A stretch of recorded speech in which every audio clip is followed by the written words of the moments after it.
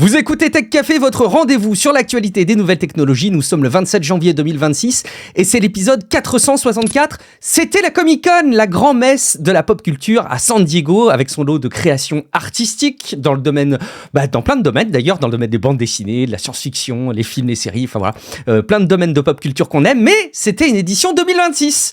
Et forcément, quand on parle de création artistique en 2026, il y en a une qui se tape l'incruste et qui vient s'insérer dans tous les débats et les conversations. C'est l'IA, l'intelligence artificielle bien sûr, et franchement, tous les épisodes de Tech Café sont exceptionnels. Bon, disponible en podcast sur YouTube. N'oubliez pas de vous abonner si vous découvrez Tech Café. Mais celui-ci, là, cet épisode que vous allez écouter, il est encore mieux que les autres. Je le sais par avance. Sans déconner, j'ai regardé un petit peu les actus qu'a préparé Guillaume Poggiaspala. Et je trouve que c'est un point d'actu encore plus intéressant, encore plus marquant peut-être que ce que vous avez l'habitude d'entendre chaque semaine. Donc voilà, on va se plonger ensemble dans cet épisode. Je suis Guillaume Vendée, podcaster technophile enthousiaste, et je ne suis pas seul. Il est à la tech. Ce que les top 1 couronnés sont au Battle Royale de Fortnite, c'est Guillaume Poggiaspala. Salut Guillaume, comment vas-tu ? Tu fais vraiment exprès de faire des rêves que je connais pas, bon, parce que franchement, Fortnite... on m'a dit dans mon oreillette, tu feras gaffe, t'envoies des refs à Guillaume qu'il ne connaît pas au début des épisodes et du coup il ne peut plus te donner la réplique. Alors je suis un peu embêté, mais je me disais vraiment, un top 1 couronné, tu vois pas ce que c'est ? Mais non, mais j'ai jamais joué à Fortnite. Bon, alors un top 1 couronné, c'est quand tu fais top 1 2 fois d'affilée, puisqu'à chaque fois que tu fais top 1, t'as une couronne, et donc quand tu fais un top 1 couronné, c'est vraiment une victoire exceptionnelle, ça veut dire que t'enchaînes 2 fois top 1. Voilà. Bon, je pensais vraiment que tu l'avais, je voulais pas du tout te piéger. Aucun rapport avec les tops, en tout cas. Avec les taupes, non, les taupes TAUPES, non. C'est pas le mal de la taupe. Non, non, ça pourrait effectivement. Non, top TOP1. Bon, bref. Donc oui, j'ai mes petites références jeux vidéo. Juste avant qu'on lance l'enregistrement, je disais que j'avais besoin de me faire plaisir à jouer à des jeux vidéo. J'ai joué à Fortnite, j'ai joué à Tiny Bookshop, j'ai streamé ça pour bonne partie depuis la semaine dernière. J'ai besoin de me changer un petit peu les idées. Est-ce que toi, tu tiens moralement, Guillaume, quand on voit l'actu ? Est-ce que tu tiens bon ? T'es toujours enthousiaste du quotidien ? Oui, et d'ailleurs, Doom Dark Ages m'y aide beaucoup. Oui, alors on est dans un autre registre, comme on disait, que Tiny Bookshop, mais après tout, ce sont des jeux vidéo, ça détend, c'est cool. Il y aura une rubrique jeux vidéo à la fin de cet épisode, donc évidemment, écoutez cet épisode de Tech Café en entier. Merci à celles et ceux qui rendent possible le fait que je sois désormais dédié à plein temps à la création de contenu à titre professionnel depuis ma démission fin 2024. Merci en particulier à Yasmine et à Gauthier Baudet. Yasmine, j'ai vu tes messages, je vais te répondre et j'en profite pour dire que comme toi, Yasmine, il y a pas mal de personnes qui s'inscrivent et qui ont une forme de confusion dans ce qu'apporte l'abonnement Patreon par rapport à Apple, parce qu'Apple ne nous facilite pas les choses, mais je vous réponds à chaque fois en message privé, un par un, quand ça arrive, donc pas de panique, je vais te donner toutes les infos. Et surtout, Guillaume, on doit dérouler un tapis rouge brodé d'or, exceptionnel, parce qu'on accueille pour la première fois un mécène. Alors déjà, je vais me flageller un petit peu, parce que la semaine dernière, j'ai même pas identifié le fait que c'était un statut mécène, donc c'est vraiment ridicule, mais on va être ravis d'accueillir maintenant à chaque début d'épisode Wimo, donc c'est wimo.com, ça s'écrit WYMMO.com, et c'est l'anarchie qu'on retrouve sur Discord qui est derrière ce projet professionnel, qui est un portail de diffusion d'annonces immobilières, qui est gratuit, qui est rapide, et donc vous pouvez aller jeter un coup d'œil sur wimo.com qui est mécène de Tech Café. Merci infiniment l'anarchie d'avoir fait cette démarche. Il reste encore 4 places de mécènes si jamais il y a des personnes qui veulent faire comme wimo.com, WYMMO.com, pardon.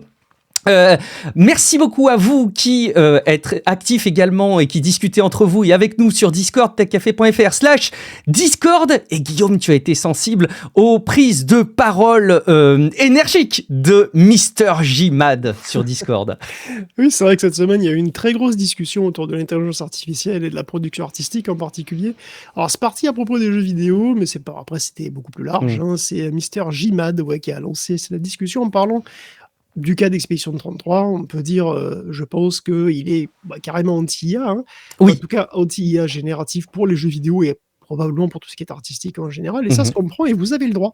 Vous avez parfaitement le droit d'être complètement anti-IA ou d'être 100% pro-IA et évidemment tous les intermédiaires. Et il y a plein d'arguments qui sont légitimes sur le fait d'être complètement anti-IA. et les droits d'auteur, la consommation d'énergie, l'impact sur les emplois, tout ça, ok, c'est vrai, si vous voulez faire un boycott systématique de toutes les œuvres qui utilisent même un tout petit peu l'IA générative, ça se défend. Bon, personnellement, je comprends tout ça, effectivement. D'ailleurs, c'est évidemment des problématiques qu'on discute sur le podcast en long, en large, tout le temps, quoi. Toutes les semaines. À peu près. Mais bon, j'estime aussi que moi, personnellement, il y a des arguments qui permettent de défendre une position plus équilibrée et que je pourrais résumer poétiquement par il faut pas jeter le bébé avec l'eau du bain, quoi. C'est parce que, ouais, il y a la technologie, il y a le délire financier autour, puis il y a aussi comment les gens l'utilisent, tout ça, en plus ou moins bien, mais toutes les problématiques qui sont évoquées, elles sont compliquées, mais elles sont pas forcément insolubles. Le problème de la consommation énergétique, par exemple, c'est vrai qu'il existe, évidemment, c'est indéniable. Si tout le monde génère des jeux vidéo, des jeux vidéo, des vidéos génératives, des vidéos IA comme ça tout le temps pour n'importe quoi, évidemment, ça va donner des consommations monstrueuses, tu vois. Après, est-ce que ça empêche un petit studio de développement de générer des artworks, c'est quelques centaines de concepts? Franchement, ça va pas bien loin. C'est un truc que tu peux faire chez toi sur ta carte graphique en consommant un peu plus d'énergie que si tu jouais à un jeu vidéo pendant un quart d'heure. Et puis les composants ont tendance à devenir de plus en plus efficaces, tu vois. Pour le droit d'auteur, c'est pareil. On a l'exemple de Firefly, d'Adobe, qui est un générateur qui se dit éthique, qui utilise du contenu libre ou sous licence. Et puis bon, entre les auteurs et les boîtiers, il y a plein de procès, il y a plein de trucs, mais ça veut dire aussi qu'il y a du travail en cours, tu vois, pour faire un nouveau cadre. Il y a peut-être un espoir de fabriquer des IA sans voler personne. Pour l'emploi, c'est difficile, évidemment, puisqu'en gros, tu as une prévision différente par CEO ou par étude. Bon, voilà, c'est pas donc en gros, mais ce que je veux dire aussi, c'est que si on boycotte systématiquement un jeu vidéo qui inclut des éléments d'IA générative, alors c'est une injonction. Parce qu'on interdit à des gens d'utiliser ces outils. Et moi, je vois pas pourquoi j'interdirais à des gens d'utiliser les outils qu'ils veulent. Personnellement, je vois pas de problème à ce qu'un petit studio utilise des outils génératifs pour faire des choses qui sont plus ambitieuses que ce qu'ils pourraient faire sinon. Je vois pas pourquoi je leur interdirais cela. Même indirectement. Sandfall d'ailleurs, pourrait être un exemple de ça, c'est vrai, c'est une boîte relativement petite qui a produit un jeu extrêmement ambitieux. En l'occurrence, ils n'ont que très peu utilisé ces outils, mais s'ils l'avaient fait, ça n'aurait pas posé de problème. Alors, j'ai pas du tout la même réaction face à un Activision, par exemple, qu'un studio multimilliardaire comme ça fait des cartes à collectionner en utilisant ChatGPT. Faut pas trop se fouler et gratter quelques sous. Là, par contre, évidemment, ça me plaît pas, forcément, et je pourrais comprendre un boycott. Vous gagnez des milliards, vous pouvez faire autrement, là, c'est juste de la cupidité. Mais bon, sinon, moi, ça me pose pas trop de problème. Après, évidemment, voilà, on a chacun nos avis, et puis on fait chacun en fonction de son ressenti, et c'est bien normal. Tant qu'il y a des arguments, pas de souci, quoi.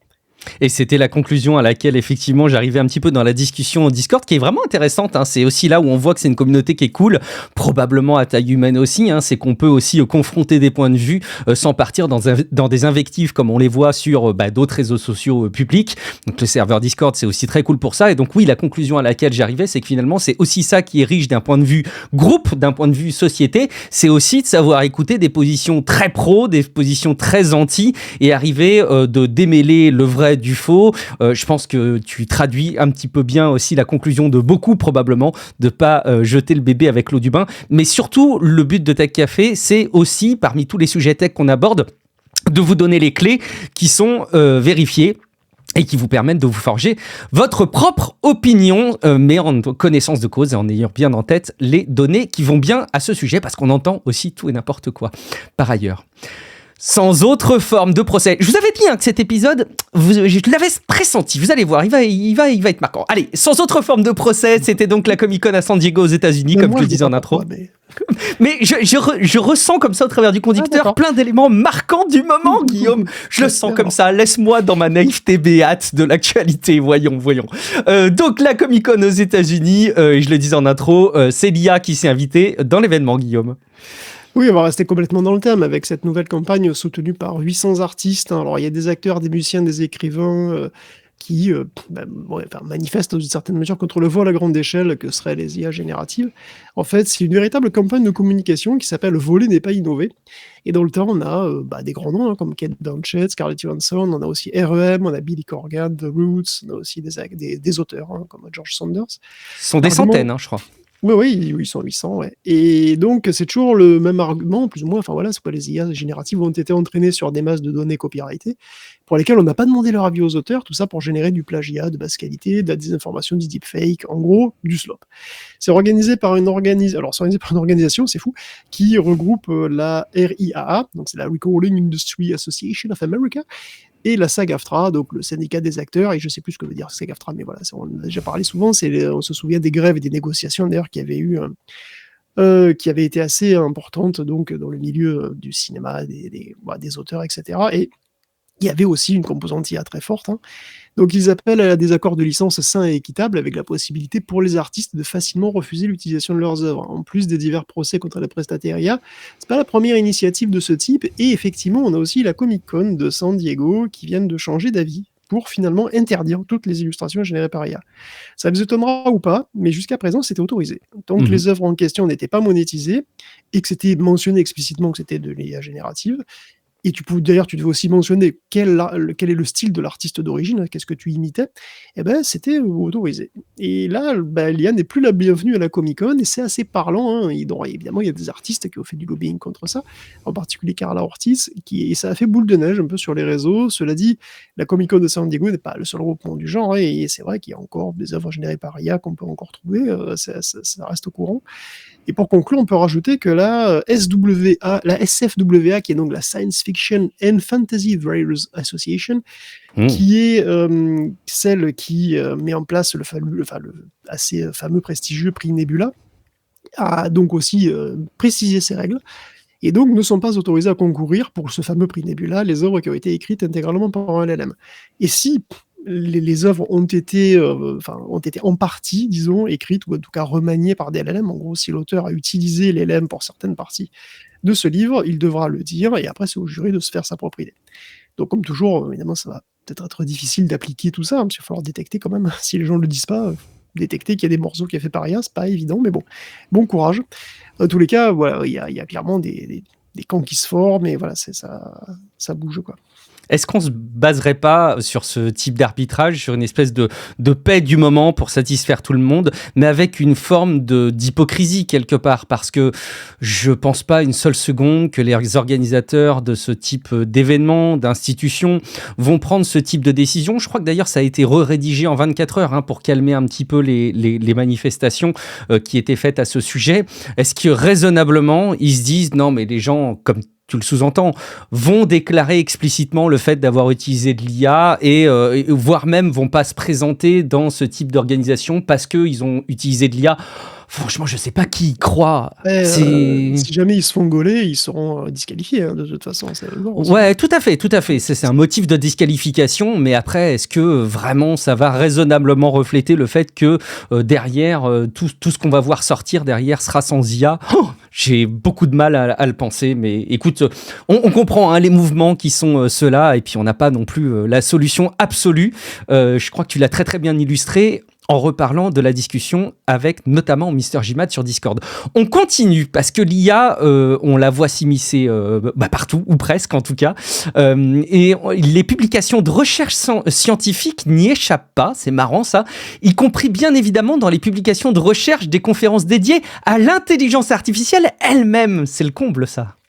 Mais oui, le slop est partout, des projets open source ont même arrêté de solliciter les contributeurs pour débusquer les bugs parce qu'il y a tellement de faux rapports générés par IA que c'est plus possible. Parce que c'est des pertes de temps majeures, évidemment, hein.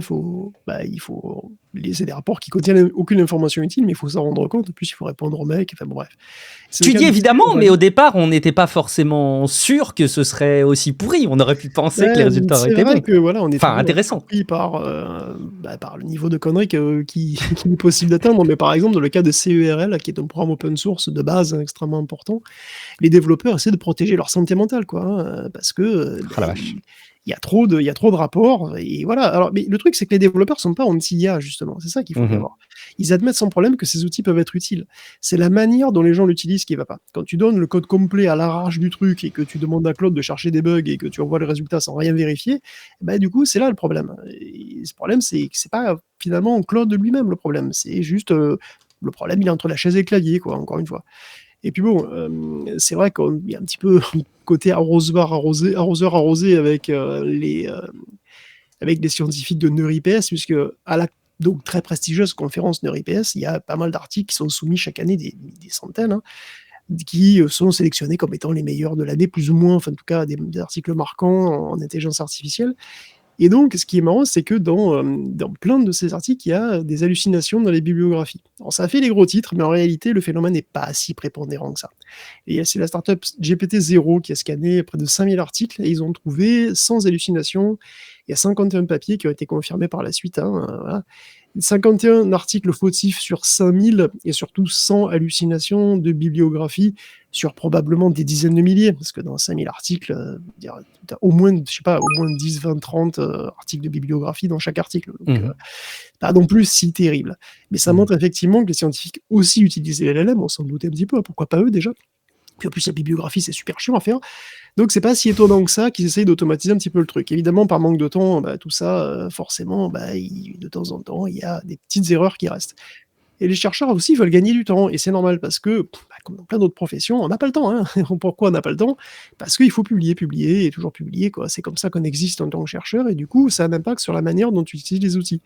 C'est un impact qui est profond, et qui est beaucoup plus profond que juste tu laisses passer une publi qui n'existe pas, ou des petites erreurs comme ça, ou des petites hallucinations un petit peu à droite à gauche. En fait, ça fait plusieurs années que l'intelligence artificielle a un impact sur la science, et si on en croit James Evans, qui a fait une étude pour l'université de Chicago, ce sociologue, hein, ça a un impact profond. Il ne va pas avec le dos de la cuillère, lui d'ailleurs, puisqu'il a analysé pas moins de 40 millions d'articles de recherche, et selon lui, utiliser l'IA, ça a des bons côtés, mais pas que. Ceux qui utilisent les outils d'intelligence artificielle en général, pas génératifs, ou voilà, en général vraiment, en général, et c'est plutôt pas mal pour eux, puisqu'ils accumulent plus de citations, ils atteignent des postes clés plus tôt dans leur carrière que ceux qui l'utilisent pas, et ils publient plus. Et pas comme peu, on parle de 3 fois plus de publications jusqu'à 5 fois plus de citations. Donc c'est bien pour eux, mais est-ce que c'est bien pour la science? Eh ben oui, est-ce que ça fait avancer globalement la recherche, la science au sens large? Oui, quand même, oui, ça fait avancer quand même la science, mais pour la science, c'est pas si génial que ça, parce qu'utiliser des outils IA, ça accélère le boulot, mais ça restreint aussi les domaines sur lesquels tu vas travailler. Parce que tu vas chercher à explorer des domaines où l'IA peut t'aider et accélérer le plus possible. Du coup, ça se vérifie expérimentalement, hein, la portée des recherches a tendance à se réduire, et leur diversité aussi. En comparant environ 300 000 articles qui utilisent de l'intelligence artificielle d'une manière ou d'une autre, hein, avec des millions d'autres qui ne l'utilisent pas, en moyenne, dans l'espace de la connaissance, les papiers utilisent qui utilisent l'IA ont une empreinte qui est plus petite. Et alors, cet espace de la connaissance, c'est pas juste une jolie métaphore, hein, c'est un véritable espace mathématique avec beaucoup de dimensions qui modélise la diversité des sujets de recherche abordés. Donc, bien au-delà des erreurs dans les bibliographies, ou carrément des faux papiers générés par IA et qui malheureusement inondent actuellement les journaux, hein, il y a un problème qui est assez profond. Et ce problème, il n'a rien à voir avec les IA elles-mêmes. C'est bien ça qu'il faut voir. Hein. Ce problème, c'est la tension entre ce qui est bon pour les chercheurs et ce qui est bon pour la science. C'est systémique. Le problème, c'est qu'on encourage les chercheurs à faire... c'est ce qu'on les encourage à faire. C'est comment on les valorise. C'est ça le truc. Hein. L'unique métrique qu'on veut optimiser, c'est le nombre de publications. Et si c'est l'unique métrique que tu optimises, c'est ce que tu obtiens. Il n'y a pas plus de quantité, mais pas forcément plus de qualité, du coup, c'est toujours la même idée. Notez bien que ce que je dis, je pourrais le dire dans un contexte complètement différent, qui n'aurait aucun rapport avec l'IA, parce qu'effectivement, c'est systémique. Et les nouveaux algorithmes ne font qu'exacerber un problème qui existe déjà. J'en reviens à ce problème identifié là dans les hallucinations dans les sources bibliographiques. Ce qu'il faut bien retenir aussi, parce qu'on pourrait s'inquiéter tout de suite, et légitimement il faut s'inquiéter du phénomène, mais il faut le relativiser comme tu l'as fait. Et puis surtout, ça ne veut pas forcément dire que ce qui est diffusé dans la recherche et dans les publications est faux. Ça veut juste dire qu'on ne peut pas s'appuyer sur une source qui par définition n'existe pas et est erronée parce qu'elle a été hallucinée pour avancer et pour étoffer sa réflexion. Donc voilà, ça ne veut pas dire que les publications scientifiques sont foireuses, ça veut juste dire qu'elles ne sont pas justes quand elles citent des éléments hallucinés. Ça paraît évident, mais je préférais enfoncer le clou. Une actualité en une image avec l'arrestation aux États-Unis par l'ICE, l'ICE, cette espèce de police, milice violente de l'immigration qui organise des rafles. J'utilise le mot parce que bon, il est revenu dans l'actualité française de manière assez alambiquée, et je préfère le réutiliser là, et qui tue aussi publiquement sous l'administration Trump. L'arrestation donc d'une avocate. L'image a été manipulée par la Maison-Blanche, Guillaume. Oui, parce qu'on parle de dérive de l'IA, on va faire un petit détour par les États-Unis, parce qu'ils s'y connaissent en termes de dérive, le pays entier part à la dérive. Donc il y a encore une personne tuée par ICE à Minneapolis, la Maison-Blanche est encore en train de mentir sur les circonstances du drame. Mais bon, on va juste mentionner que l'administration, elle n'a aucun complexe à utiliser Grok ou Nado Banana, ou je sais pas, pour s'arranger avec les réalités et l'adapter à sa propagande. Donc c'est effectivement une femme, donc, qui est, comme tu dis, une avocate, mais qui était aussi une activiste, qui était de toute façon une terroriste d'extrême gauche, comme dit l'administration, bien entendu. Ouais. Elle a été arrêtée dans une église du Minnesota parce que le pasteur faisait partie de la semi-Gestapo qui est devenue ICE. Elle a été prise en photo à cette occasion et bon, rien de spécial, elle marche le visage fermé, tranquille, escortée par un flic, mais c'était Assez pas digne, même, assez je dirais, théâtral. sur la photo originale. Elle était digne, donc c'était pas Mm, assez théâtral pour la Maison Blanche. mm. Alors, non content de dire que cette défenseuse des droits civiques était en fait une agitatrice d'extrême gauche dangereuse et qui orchestrait des émeutes, ils se sont permis au calme d'utiliser l'IA pour changer son expression et la faire pleurer. À chaudes larmes, vraiment, c'est bien entendu cette photo qui a été publiée sur les réseaux officiels. Et donc, on en est là. C'est bien sûr pas la première fois que la Maison-Blanche ou Trump diffuse du contenu généré par IA, mais là, on se permet de retoucher la réalité pour humilier, diminuer son adversaire, et on s'en cache même pas vraiment, parce qu'ils ont été interpellés là-dessus. Évidemment. Et ils ont dit juste, ben on s'en fout, les mêmes vont continuer. On déforme, on ment et on l'assume. Mm. Est-ce qu'on est à un niveau d'absence de race qui exploserait pas les records russes ou chinois? Parce que je veux dire, les Si, Russes, quand ils si, je mentent, pense. ils disent Si, non, si. non, non, non, on ne ment pas, c'est la vérité. Mm, La mm, Maison mm. Blanche, elle dit on ment et on s'en branle. C'est fabuleux. C'est absolument vrai. Mm. On se doutait bien que les outils de retouche d'image allaient être utilisés à des fins politiques, évidemment, mais on pensait pas, enfin, je veux dire, on pensait que ça allait l'être par, je sais pas, les Nord-Coréens, les Chinois, bien sûr les Russes, mais pas au grand jour par l'administration américaine elle-même. Et pas comme ça. Est-ce que c'est pas littéralement le style 1984? Ça me perfore le fondement. Heureusement, ça commence à vraiment gueuler, hein, côté Minneapolis et dans tout le pays d'ailleurs. Apparemment, il y a pas mal de créateurs et de gens sur Reddit, des podcasteurs, des youtubeurs, tout ça, des acteurs, des actrices, de plus en plus de personnes qui sont en ligne ou même voilà, dans les cercles politiques, hein, et même républicains, qui sont de moins en moins à l'aise avec ça et qui le disent. Et il est Même grand Joe temps. Rogan. Non, mais c'est pour dire. Donc, je pense que voilà, il est grand temps que AI se dégage et que le droit reprenne ses droits. Ouais, j'utilisais le mot de rafle, hein, juste pour clarifier le sujet, parce que c'est Arnaud Klarsfeld, ça m'hallucine, qui a revendiqué le fait que c'était très bien ce qui se passait aux États-Unis avec l'ICE, qu'on devrait faire pareil et organiser, c'est lui qui le disait, hein, des rafles. Quand on connaît toute l'histoire qu'il y a derrière, ça me semble complètement dingue. Pendant qu'on est aux États-Unis, on peut revenir sur un sujet peut-être un petit peu différent. La conclusion, hein, de cette grande épopée qu'on suit maintenant depuis des années dans Ta Café, on peut revenir donc sur le transfert de TikTok en activité américaine. C'est marrant, je pense, puisque maintenant aux États-Unis, effectivement, on va parler un petit peu de TikTok, on va y rester un petit peu. Je suis mort de rire. Sur rire jaune, évidemment. D'ailleurs, rire jaune, est-ce que c'est pas une expression désuète? Oui, ça vient d'où? Oui. Attention, j'espère qu'il n'y a pas des fondements racistes là-dedans, parce que... Non, pas du tout, absolument. Non, bon, ça va. Alors, du coup, on n'est pas totalement sûr de l'origine, mais bon, Ok. disons, l'hypothèse la plus probable, on va dire, celle qui tient la corde, c'est celle de la maladie de foie. Donc, quand tu as une maladie hépatique, tu as un teint cireux, une peau qui vire un peu au jaunâtre, et donc l'idée de rire jaune, c'est que tu ris, mais que t'es pas bien, quoi. Tu ris, mais t'es malade. C'est un rire. D'accord. Ok, d'accord, très bien. Un rire un peu gêné, quoi, du coup. Rire pas vraiment marrant, hein, mais c'est vrai quand je vois la situation de TikTok actuellement, qui est, je le rappelle, donc devenu 100% américain, et c'est important, TikTok US. hein, qu'il soit 100% américain, parce qu'avant il appartenait aux méchants, il appartenait aux Chinois, c'est les méchants, souvenez-vous, et maintenant les Américains l'ont récupéré, les Américains c'est les gentils. Donc ça va beaucoup mieux, tout le monde est complètement rassuré. Eh ben non, et c'est ça qui est vraiment rigolo, les utilisateurs n'ont jamais autant flippé. À l'occasion de la reprise par Oracle, hein, bon essentiellement, si on veut résumer, les utilisateurs se sont vus présenter des conditions générales d'utilisation à nouveau, hein, puisque nouveau repreneur, donc voilà, on renouvelle le truc, et un changement de propriétaire, et ça a été l'occasion de se rendre compte que TikTok collectait pas mal d'informations vraiment très sensibles sur ses utilisateurs, et ça inclut les détails sur leur vie sexuelle, leur orientation sexuelle, leur statut en tant que transgenre ou non-binaire, mais aussi leur citoyenneté et leur statut migratoire. Et là, ça a été la panique. C'est à mourir de rire, parce qu'en fait, rien n'est nouveau. Tout ça était déjà dans les conditions d'utilisation de TikTok avant. C'est juste que les gens faisaient pas attention. Et puis en plus, ça veut juste dire qu'effectivement, ils ont beaucoup d'informations sur vous, hein, TikTok, évidemment, mais pas forcément qu'ils en font quoi que ce soit. Les autres réseaux sociaux font à peu près la même chose, ont à peu près la même formulation d'ailleurs. Sauf que là, les États-Unis, ils ont un tout petit peu changé de visage. Il n'y a pas la même ambiance dans le pays. Depuis un an, tu vois, le pays est devenu méconnaissable. Et dans ces nouveaux États-Unis, avoir une application qui collecte ton statut migratoire ou le fait que tu sois transgenre, par exemple, ben, ça n'a pas du tout la même saveur, hein, qu'il y a un an ou deux. Quand vous avez une milice paramilitaire qui quadrille les rues et des déportations et des gens qui sont tués toutes les semaines par cette même milice, hein, ça fait y réfléchir. Curieusement, ce qui a fait le plus réagir sur les réseaux, ce sont pas les vrais changements, parce qu'il y a eu des vrais changements, pour le coup, qui sont un peu inquiétants aussi. TikTok, par exemple, va traquer votre position précise avec GPS. Ça, c'est nouveau. Il va enregistrer toutes vos interactions avec son IA. Il va étendre son réseau d'annonceurs, donc il aura plus de partenaires, en fait, pour la pub. Globalement, des changements qui sont pas forcément réjouissants. mais je suis quand même mort de rire que le TikTok américain fasse beaucoup plus peur que le TikTok chinois, ce qui en dit long sur l'évolution du pays. Et d'ailleurs, perso, je dois avouer que je sais même pas vraiment lequel des deux pays me fait le plus peur, là, tout de suite. Hein. Enfin bon, en plus de tout ce qu'on a dit, pour faire bonne mesure, TikTok a eu aussi quelques bugs et subi une panne géante à cause du réseau électrique. Pas si étonnant que finalement, il y ait peut-être un début d'exode, je sais pas, c'est très tôt évidemment pour le dire, mais il y a une hausse des installations, et il y a un concurrent qui s'appelle Upscrolled, qui jouit d'un net regain de popularité.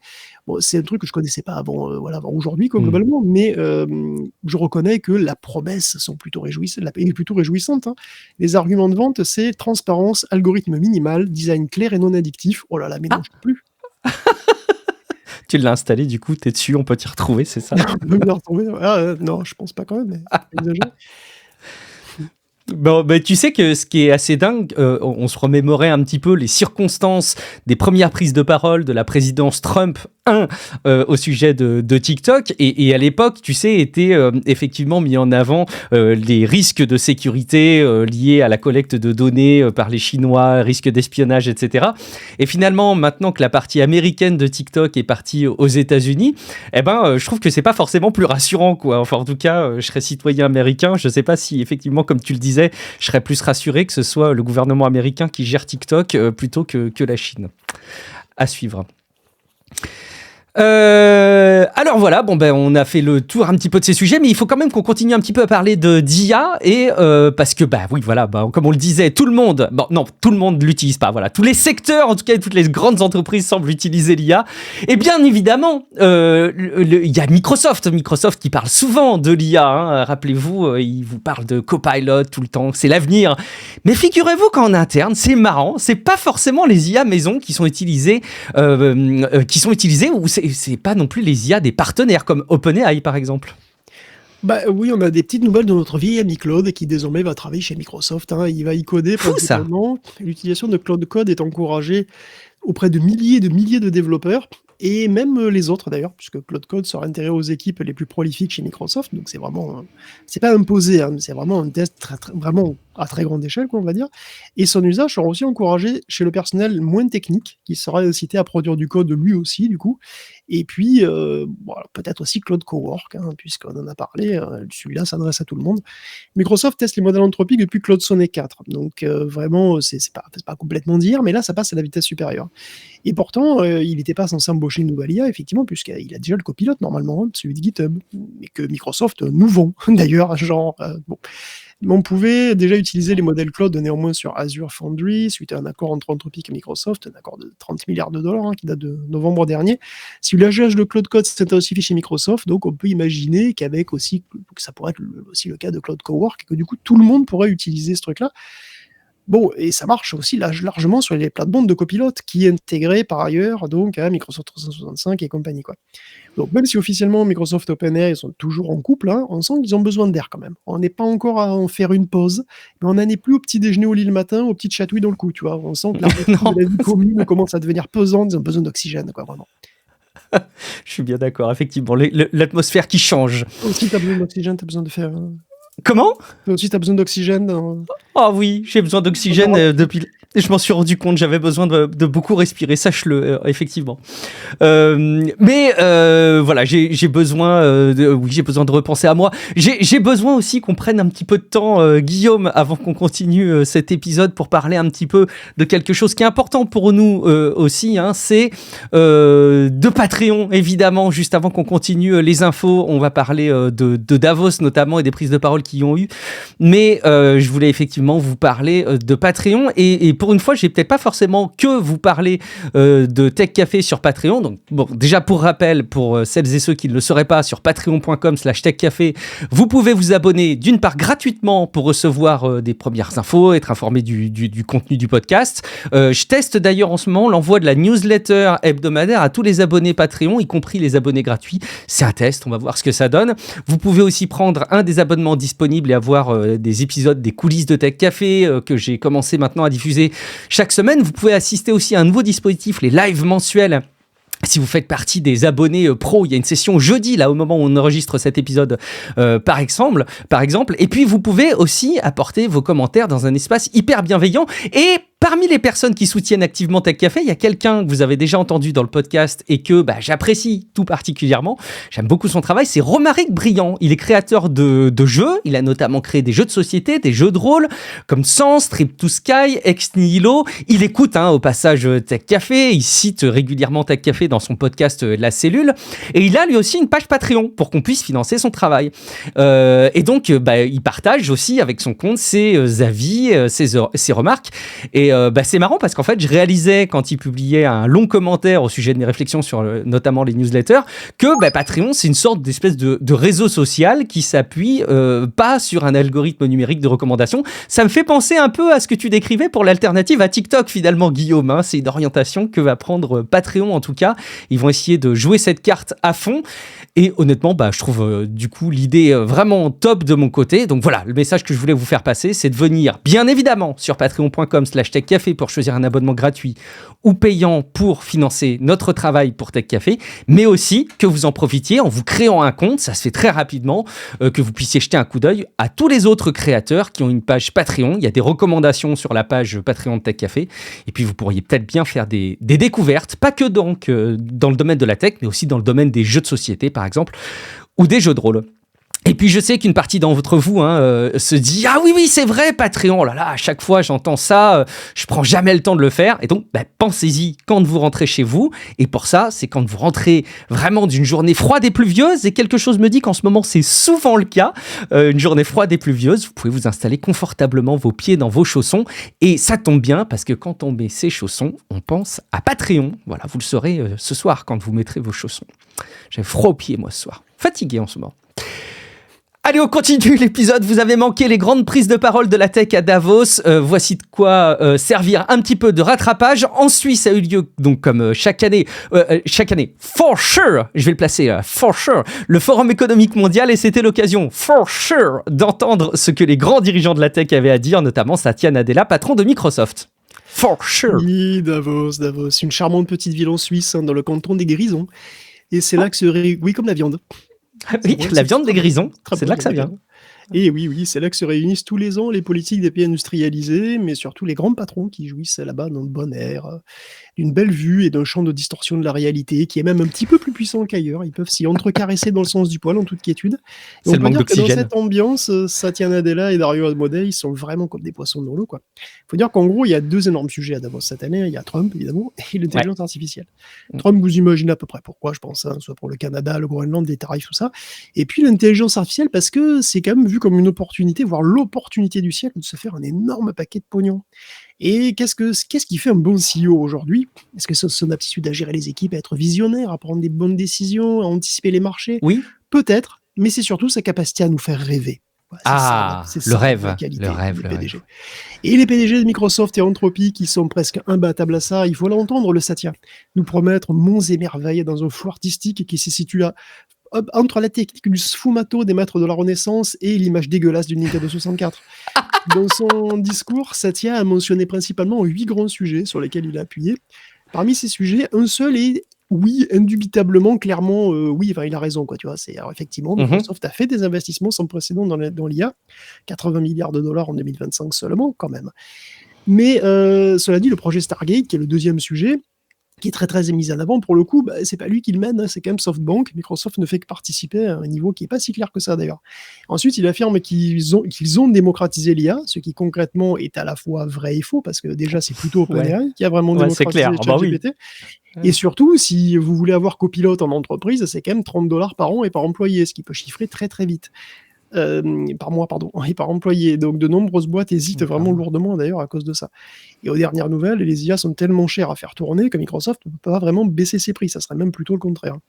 Ils ont dit aussi que le partenariat avec OpenAI était transformatif pour les deux boîtes, et on a vu avec toutes les news qu'on a relatées depuis des semaines et des semaines, on peut se demander à quel point c'est vrai, leur lien ne cesse de se distendre, on a l'impression que chaque jour ils sont plus concurrents que partenaires, quoi. Satya évidemment affirme que Copilot augmente très nettement la productivité, il va même dire qu'elle augmente de 30 à 40%, et dans les faits, les études montrent des résultats qui sont beaucoup plus contrastés. Il y a une étude de 2024, de fin 2024, par UpLevel, qui a analysé la productivité des équipes d'ingénieurs qui utilisaient GitHub Copilot. La conclusion, c'est qu'il n'y a pas d'amélioration significative des indicateurs clés d'efficacité, alors qu'il y a quand même une augmentation de 41% des bugs. Ce qui n'est pas très, très brillant. Et on va voir d'ailleurs dans les sujets suivants qu'il y a d'autres études plus récentes qui ne sont pas non plus complètement positives. Et après, Satya Nadella se lâche sur plein d'autres affirmations qui sont encore plus discutables. Microsoft va être carbone négatif en 2030. Ouais. Alors, je nie pas la volonté, hein, mais pour l'instant, factuellement, leurs émissions de CO2 sont en train d'augmenter très nettement. Ils veulent faire des IA responsables. C'est très, très important pour eux. Alors, ok, on a bien vu comment ça s'est passé avec Recall et l'implémentation des IA dans les produits Microsoft, hein, globalement, ces dernières années. Puis enfin, le meilleur, hein, l'intelligence artificielle va créer des emplois. Ben voyons. Et sur quoi tu te bases pour dire ça? Aucune idée. Mais c'est son intuition. Alors, tout ça, ça arrivera que si on utilise la technologie, hein, qu'on trouve quelque chose d'intelligent à faire avec, évidemment. Ouais. Parce que sinon, évidemment, si elle profite aux grands groupes, cette technologie, hein, et qui se font des contrats entre eux, on est en présence d'une bulle. C'est explicitement ce que dit Satya Nadella. C'est une lapalissade, hein, remarque, hein, évidemment qu'il a raison. Si la technologie n'est pas massivement adoptée, vu le pognon qui a été injecté dedans, effectivement, c'est une bulle. Est-ce que Satya commencerait pas à flipper, du coup? Et Dario Amodei, de son côté, finalement, il aboutit à un truc un peu analogue. Hein. Il s'attend à ce que l'IA aboutisse à un futur où la croissance économique serait énormément boostée, ce qui reste à voir, mais où elle pourrait aussi aboutir à encore plus d'inégalités et de chômage. Il évoque 10% de croissance du PIB et 10% de chômage en plus. Et même il va même jusqu'à dire qu'on pourra aboutir à une situation où il y a une petite élite de la Silicon Valley qui concentrerait 50% des richesses. Attends, c'est pas exactement le monde dans lequel on vit, ça, déjà? Ah oui, je pensais que c'était déjà le cas, du coup. Il me semblait. Mais bon, tu sais quoi? Il en appelle à la puissance publique pour mieux répartir les fruits de cette croissance. C'est fabuleux, il faut lire ce que dit Amodei. Hein. C'est une période où la croissance seule ne suffit pas. Il faut que chacun puisse en profiter et avoir une part de cette croissance. C'est beau, on dirait du Mathilde Panot. Ce qu'on devine en réalité, c'est que l'un comme l'autre, en fait, ils ont peur d'une vague anti-IA. En réalité, ils ont peur que les consommateurs ne les suivent pas, voire se révoltent. Ils ont l'inquiétude que leurs produits ne soient plus socialement acceptés. Ce ne serait pas très bon pour les affaires. Enfin, pour l'instant, l'incertitude, l'inquiétude reste encore modérée. Hein. D'ailleurs, on voit Dario qui a carrément la confiance, puisqu'il s'est permis de faire des commentaires sur Nvidia presque désobligeants. Il désapprouve le fait qu'Nvidia vende des GPU aux Chinois. Mais ils ne sont pas investis les uns dans les autres, là, non? Justement aussi, c'est ça qui est marrant, parce qu'il dit quand même que vendre des GPU chinois, c'est comme vendre des armes atomiques aux Nord-Coréens. Et là, on a envie de lui dire, effectivement, écoute, mon dada, tu vois le monsieur en blouson noir, là-bas, qui tire la gueule? Il investit 10 milliards de dollars dans ton business, quand même. Faudrait que tu sois un peu plus gentil. Et bon, à propos de politique, on va quand même finir en beauté, parce que Davos, c'est aussi ça. C'est aussi les sorties magnifiques. Celle du CEO de Palantir, Alex Karp, elle était vraiment pas mal. Alex Karp qui n'aura jamais eu l'occasion de fermer sa gueule, qui a carrément dit que finalement, les IA et les robots, c'était super parce que ça permettrait de se passer d'immigration. Et oui. Et oui, voilà, c'est comme ça, on peut rester entre blancs. Il n'y a plus besoin de tous ces gens bronzés ou bridés. Là, non, on peut faire les boulots par les boulots que les blancs ne veulent pas, on les fait faire par des robots blancs, bien sûr. D'ailleurs, tu as remarqué, les robots, ils sont souvent blancs. Hein. C'est souvent très clair. Hein. Ouais. Donc voilà, ils ont souvent le visage noir, par contre, c'est marrant. C'est beau. Mais effectivement, ce qui est assez dingue, et je pense que ce qui a été pas mal vu et relayé, c'est effectivement cette espèce d'appel à Satya Nadella qui, limite, il nous menace, quoi. Il nous dit, mais vous devriez utiliser l'IA, si vous l'utilisez pas, enfin, ça va être une bulle, quoi. Ouais, c'est un peu ça, effectivement. Mais on l'utiliserait pourquoi? Pour te faire plaisir ou pour que tu sois pas trop dans la merde? Bon, écoute. Justement, rebondissons un petit peu sur les projets que nous a dessinés Microsoft pour l'avenir, et il est cet avenir dessiné avec de nombreux agents IA dans le quotidien du monde du travail. On nous a prédit même la disparition de nombreux métiers en col blanc, et ça arrivera peut-être à l'avenir, hein, on ne sait pas, mais pour le moment, c'est à peine à se manifester au quotidien. Oui, justement, on vient d'évoquer les chiffres très très positifs donnés par Satya Nadella, et dans la réalité, qu'est-ce que ça donne avec des études indépendantes? On va commencer avec une étude qui se focalise sur les agents et qui s'appelle Apex Agents. Dans l'idée, ça ressemble à un autre benchmark qu'on avait déjà évoqué ici, qui a été fait par OpenAI, qui s'appelait GPD Eval. Bon, je ne sais pas si vous vous en souvenez. Et le but, c'est, pour un grand nombre de professions et de postes dans ces professions, de demander à une IA de faire des tâches que vraiment on demanderait à un humain, et de voir à quel point elle arrive à le faire ou pas, quoi. Donc Apex Agents fait un peu la même chose du coup que GPD Eval, c'était vraiment la même idée, mais c'est des tâches qui sont plus difficiles, qui demandent plus de temps. C'est des tâches pour lesquelles on a typiquement besoin d'un agent, donc, qui puisse vraiment planifier, faire appel à des outils, continuer de travailler pendant plusieurs minutes ou voire plusieurs heures. Hein. Et je vais vous donner un exemple de tâche pour bien que vous cerniez à quel point c'est des questions fun qu'on va leur poser aux agents. Au cours des 48 premières minutes de l'interruption de la production de l'UE, l'équipe d'ingénieurs de Northstar a exporté un ou deux ensembles groupés de journaux d'événements de production de l'UE contenant des données à caractère personnel de leur fournisseur d'analyse américain. Conformément à ses propres politiques, Northstar peut raisonnablement considérer que ces exportations de journaux sont conformes à l'article 49 ou pas. Oui ou non. Northstar, c'est une boîte de logistique. Hein. La réponse est oui. Mais bon, c'est vrai que c'est pas évident au premier coup d'aller pour moi, tu vois. Mais moi, j'aurais été soufflé. À ce qu'un pro puisse répondre ou aller trouver la réponse à ce genre de truc où il faut. Et bon, comment s'en sortent les LLM pour ce genre de truc? Globalement, pas très bien, puisque les meilleurs d'entre eux arrivent à faire ce qu'on leur demande environ une fois sur 4. GPT 5.2, en high, il y arrive 27% du temps dans le domaine bancaire et financier, à peu près pareil pour ce qui est du droit des entreprises et un peu moins en management. Si c'est un QCM par oui ou par non, ça fait quand même moins que le hasard, c'est pas terrible.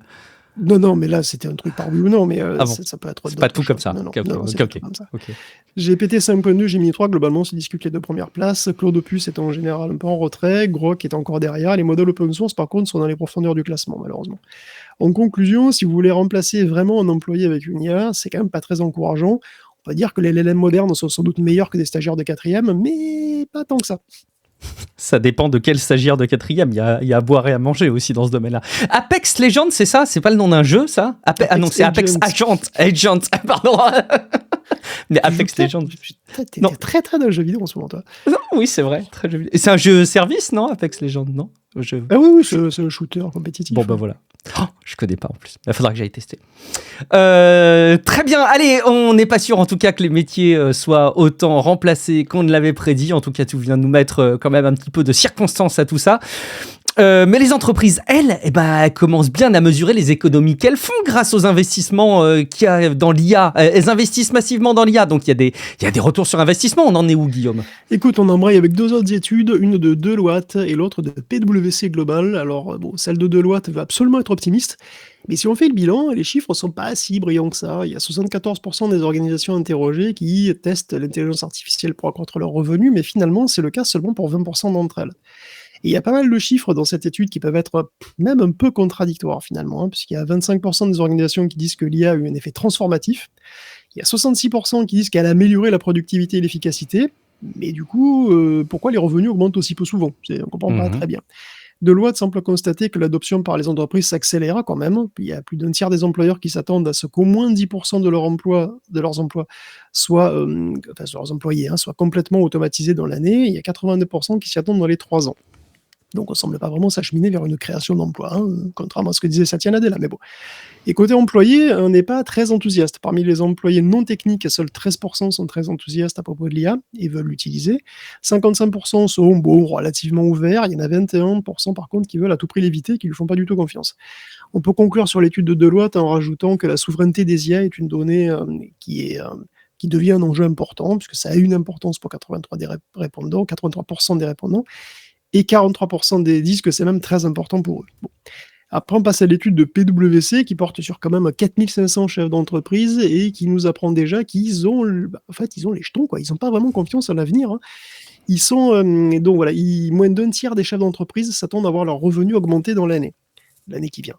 L'incertitude vient principalement de deux choses. Alors, d'une part, il y a les tarifs douaniers auxquels sont exposés 22% des entreprises citées dans l'étude et l'impact de l'IA. Un impact qui est assez contrasté et qui est mesuré dans une matrice de résultats, qui est un petit peu comme une matrice de confusion, sauf que là, c'est plutôt la matrice de la confusion. Matrice de confusion qui permet de mesurer la qualité d'un système de classification, tu sais, quand tu fais les positifs, les faux positifs, les faux négatifs, etc. Enfin, bref. Là, en l'occurrence, ça permet de résumer quand est-ce qu'on a une augmentation des coûts, ou une diminution, ou une augmentation des revenus, ou pas, etc. Parce que quand tu déploies un système IA, tu peux très bien avoir une augmentation des coûts, et une augmentation des revenus. Ou bien une diminution des coûts, mais une augmentation des revenus. Ou l'inverse. Et évidemment, ce qu'on veut, c'est avoir une augmentation des revenus, une diminution des coûts. C'est ça le but. Oui. Et ça n'arrive que 12% du temps. C'est ça le problème.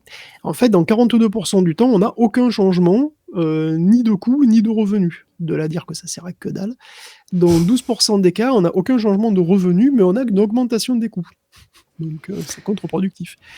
En fait, tout confondu, dans 69% des cas, on n'a pas d'augmentation de revenus, on a une réduction des coûts que dans 26% des cas. Donc c'est clairement assez contrasté, même si c'est vrai qu'on est encore au tout début du déploiement des IA en entreprise, hein, c'est sûr. D'après une autre étude de PwC qui date de 2025, celle-ci, il n'y a que 14% des travailleurs qui disent utiliser de l'IA générative au quotidien. Donc écoute, ça va certainement évoluer. Ouais, le point qu'on peut peut-être garder en tête pour être complet sur cette restitution, c'est de se dire que effectivement, peut-être que les résultats, attention, hein, je teste Guillaume, on les verra à long terme. Tu vois, peut-être qu'au début, effectivement, il y a des coûts, des investissements, que tu vois pas les retours, mais peut-être que c'est à l'échelle de plusieurs années que ça va se mesurer. On sait pas, Bah, on sait pas. Non, forcément. Puis de toute façon, voilà, ça continue d'évoluer. Hein, donc, Et on continuera à suivre. C'est pas une vérité absolue qu'on vous partage dans cet épisode. C'est une mesure du thermomètre, on va dire. Pendant qu'on parle de thermomètre, il y en a un qu'il faut qu'on mesure, hein, Guillaume, c'est celui du rachat. Il est osé celle-là. Celui du rachat de Warner par Netflix. Il y a de plus en plus de chances qu'on voit les contenus de Warner dans notre abonnement à Netflix parce qu'ils solidifient un peu leur offre, c'est ça ? Oui, le thermomètre a mal, donc de Netflix, c'est ça, c'est que tu sous-entends. Oui, bah écoute, puisqu'on parle de pognon, on peut donner quelques petites nouvelles, effectivement, de Netflix, qui va bien, du coup, merci, pas de fièvre. Il a même gagné 1,5 milliard de dollars avec ses abonnements subventionnés par la publicité, donc la pub, ça marche. Hein. Et donc, attendez-vous à en voir encore plus, parce que Netflix s'attend à doubler son chiffre l'année prochaine sur les pubs. Hein. Et c'est bien parce que, en fait, il a besoin d'argent, Netflix. Il va bientôt se marier, hein, oui, vous savez ce que c'est. La réception, la robe, les petits fours, la pièce montée, le photographe, le vin d'honneur, tout ça, quoi. Parce que sa promise a dit oui. Enfin, elle a surtout dit non à son autre prétendant, Paramount, le flambeur, le beau parleur avec une famille toxique. Tenez, le futur beau-père, Larry Ellison, il a carrément essayé de faire un procès à la famille de Warner Bros. L'offre de Netflix était tellement moins bonne qu'elle aurait lésé les investisseurs, selon lui. Bon. Mais le clan Warner, c'est pas des lapins de 6 semaines, hein, ils connaissent le loustic, il a beau être bien sapé, avoir la mèche rebelle et gominée, tout ça, Paramount, c'est pas un garçon fiable. 14 milliards de capitalisation boursière seulement, c'est modeste, hein, et le milieu financier ne lui fait aucune confiance, et sans le carnet de chèques de Papa Ellison, il n'y a pas grand-chose. Alors que Netflix, lui, il a tout du genre idéal. 400 milliards de capitalisation boursière. Ah ouais. Ça ajoute à ses dents blanches éclatantes et son sourire comme ça. Et une note de crédit, mais mon pauvre, c'est plus une note de crédit qu'il a, c'est un tableau d'honneur. Sans compter pas moins de 12 milliards d'argent de poche disponible pour 2026. En plus, il a du panache. Paramount a fait une offre meilleure que sur le papier, en tout cas, que lui, qu'à cela ne tienne. Netflix, il fait tapis, il paye tout en cash. Le prix de rachat, c'est le même, c'est 27,75$ par action, mais au lieu que ça soit 23,25$ en cash et 4,50$ en action, ce sera tout en cash, voilà, parce que rien n'est trop beau pour la belle. Et c'est une véritable pluie de billets qui s'abat sur une Warner Bros. Dont le cœur vient de fondre. Ses yeux brillent, elle joue avec une mèche de ses de cheveux, en se posant les seules questions qui s'imposent encore. Robe décolletée ou sage ? Quelle couleur pour les fleurs ? Une pièce montée à la pistache, est-ce que c'est pas un peu surfait ? Une pièce montée à la pistache. Écoute, merci pour ce nouvel épisode de cette épopée digne d'une série turque et d'une telenovela comme vous en avez l'habitude. Prochain épisode, dans un prochain épisode de Tech Café, je n'en doute pas une seconde. Vous avez peut-être acheté un nouveau PC ces derniers temps et vous n'êtes pas le seul. C'est une hausse globale des ventes de PC qu'on observe en ce début d'année 2026. Oui, les ventes de PC ont augmenté de cette année de 9,3% au dernier trimestre et de 9% sur l'année, ce qui est le rebond le plus important depuis la fin de la pandémie. Alors vous connaissez la chanson, en 2020, tout le monde a acheté des PC pour pouvoir faire du Zoom, et puis évidemment après ça tout le monde était équipé, donc en 2022-2023 il y a eu une grosse baisse et un regain modeste en 2024. 2025, ça marque donc un tournant qui est très positif, et ce tournant, il est bien entendu dû aux nouvelles fonctionnalités dont sont bourrés nos PC modernes, l'intelligence artificielle, tout ça. Non, pas du tout. En fait, il est dû à l'épée de Damoclès de Windows 10, il est dû à la stratégie de coercition des utilisateurs par Microsoft de Windows 11. Et ça, comment on le sait ? Tout simplement parce que toute cette croissance, elle vient du renouvellement des PC en entreprise, principalement et dans le secteur commercial. C'est pas les consommateurs comme vous et moi qui ont viré leur PC à la poubelle pour se ruer sur les PC IA avec Copilot, c'est plutôt les vieux PC de la compta, qui ont fait leur temps, ou pas d'ailleurs, et qui sont poussés vers la sortie par le décès de Windows 10. Donc, oui, la menace, la coercition, ça marche, sachez-le. Donc, il y a plusieurs indices d'ailleurs qui montrent que l'espoir des constructeurs de renouveler le marché PC avec l'IA, ça fonctionne pas très bien. Il y a une étude de contexte, par exemple, qui montre que les critères les plus importants pour les consommateurs dans le choix d'une machine, ça reste les critères classiques, l'autonomie, les performances et le prix, bien entendu. Puis on avait aussi évoqué la résurrection de la marque XPS, au détriment des IA PC à tout va chez Dell, par exemple. J'ai vu passer sur les réseaux sociaux une publication d'un informaticien local, tu vois, un pro qui accompagne des entreprises, des petites entreprises, d'autres professionnels, et qui revendiquait le fait, il mettait en avant « Ah, ma cliente ne pouvait pas avoir Windows 11 sur son ordinateur, et donc on lui a équipé un nouvel ordinateur avec Windows 11, j'ai pu la former, etc. » Et en fait, je trouve que d'avoir cette forme de fierté, de mettre ça en avant, je trouve ça assez dingue, en fait, parce qu'il y a juste plein d'autres solutions à proposer. Oui, voilà, Linux, c'est peut-être pas forcément un Ubuntu, tu vois, par exemple, c'est pas forcément toujours la solution, mais je suis sûr qu'il y a plein d'autres solutions pour remplacer des machines qui tournent encore sous Windows 10 aujourd'hui. On continue cette rubrique matérielle et puis on va parler d'autre chose que de nos PC. Est-ce que Renault va passer à la production de Clio, à la production de drones militaires ? La guerre en Ukraine, c'est vrai, ça a dessiné un nouvel environnement militaire où les drones ont une place assez importante, sont moins coûteux à produire, susceptibles de faire beaucoup de dégâts dans des défenses bien installées. Et la France est en retard et Emmanuel Macron l'a rappelé, for sure, et compte bien mettre les bouchées doubles. Oui, on passait à quelques petites news matérielles en fait, une petite section matos avec, petite pas tant que ça, puisqu'on va parler d'Airbus et de Renault, effectivement, et de robots humanoïdes et de drones militaires. Parce que d'ailleurs, on va commencer avec Airbus qui va tester des robots humanoïdes lui aussi. Et c'est des robots de UBTech, une start-up chinoise spécialisée qui est entrée en bourse il y a à peine 2 ans, qui commercialise les Walker S2 qui ont à peu près le look de notre petit muscle de Tesla, pour vous donner une idée très Ils se générale. ressemblent tous. Tu vois, il a le visage noir. Oui, c'est vrai, mais il est quand même blanc un petit peu. Il est blanc. Ce sont des robots de 1m76 qui pèsent environ 70 kg, qui peuvent manipuler des charges jusqu'à 15 kg. Ils ont des batteries amovibles qu'on peut changer à chaud, donc ils peuvent a priori travailler en continu. Ils sont capables de fonctionner en autonomie avec une intelligence artificielle maison, BrainNet 2.0. A priori, ce sera leur version de Gemini Robotics, dont on a déjà parlé par exemple. Pour l'instant, on ne sait pas vraiment ce que les Walker S2 vont faire chez Airbus. Probablement, ils vont commencer petits, avec des tests un peu ici et là. On verra bien. Ça pourrait aller relativement vite parce qu'on se souvient que le robot Atlas de chez Boston Dynamics avait été testé pendant quelques semaines dans les unités Hyundai. Maintenant, ils vont faire partie apparemment des chaînes de production, a priori. En vrai, on ne sait pas du tout ce que ça va donner, mais bon, quand même intéressant de voir qu'Airbus a choisi des robots chinois et pas des robots américains.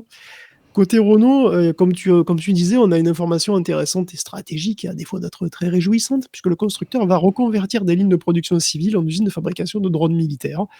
On l'a vu, le drone, c'est devenu un classique de la guerre moderne, et puis en avoir beaucoup des drones, ça aide bien, si j'ose dire. De fait, ce qui va être produit dans les usines Renault, ça s'inspire pas mal de ce fameux drone iranien, donc le Shahed 136, dont on parle très souvent. On dit aussi parfois que c'est une munition rôdeuse, ce qui veut dire qu'en gros, c'est du consommable. C'est un petit avion sans pilote, mais qui peut faire des missions de reconnaissance, à la limite, mais qui est surtout missile télécommandé, qu'on envoie volontiers sur la gueule de l'ennemi, parce que c'est pas très cher. Un Shahed, ça coûte $20 000 en l'occurrence. Et c'est le même principe pour le Chorus, qui est notre drone à nous, qui est aussi un avion consommable, qui est un peu plus sophistiqué que le Shahed, et qui va aller plus vite, plus haut, qui sera aussi nettement plus gros, puisqu'on est de ce qu'on en sait, on va dire, sur un avion de 10 mètres de long pour 8 mètres d'envergure, qui pourra voler jusqu'à 400 km/h et à 5000 km d'altitude.